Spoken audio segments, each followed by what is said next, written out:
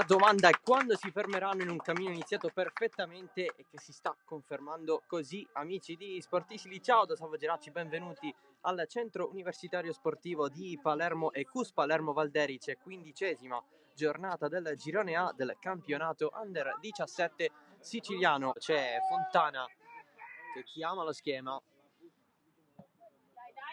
Eccolo il suo pallone, secondo palo, coordinazione, secondo palo, colpo di testa, il gol del CUS Palermo con Giuseppe Aiello che sblocca il match al 41esimo.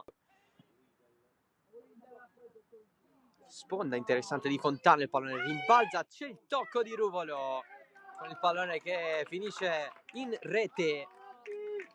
Leggero ma efficace, il raddoppio. Randazzo, Piazzese, cross, colpo di testa con il pallone regalato a Fontana, il gol del 3-0.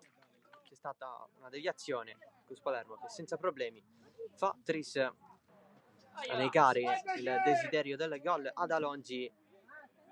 Lancio lungo, Piazzese al solito in area, Piazzese si accentra, lascia tutto per Ramacca che con la finta e poi con il tiro mette dentro il gol del 4-0, entrato dalla panchina Giacinto Ramacca. La battuta in mezzo, colpo di testa sul palo e il pallone che poi entra. Il gol di Aiello, non è un attaccante, salva dal fondo. Liga, scambio con Chiarello, ancora Liga, il tiro potente verso la porta, segna anche Liga, anche lui dalla panchina. Bello. Pallone profondo, Piazzese, sinistro al volo, sul secondo palo. Eccolo qui il gol per Piazzese che si è dato da fare per tutta la partita.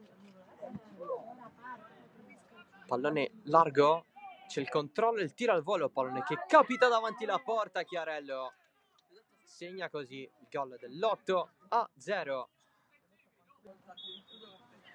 Eccolo qui il triplice fischio ufficiale, l'8-0 del CUS Palermo sul Valderice.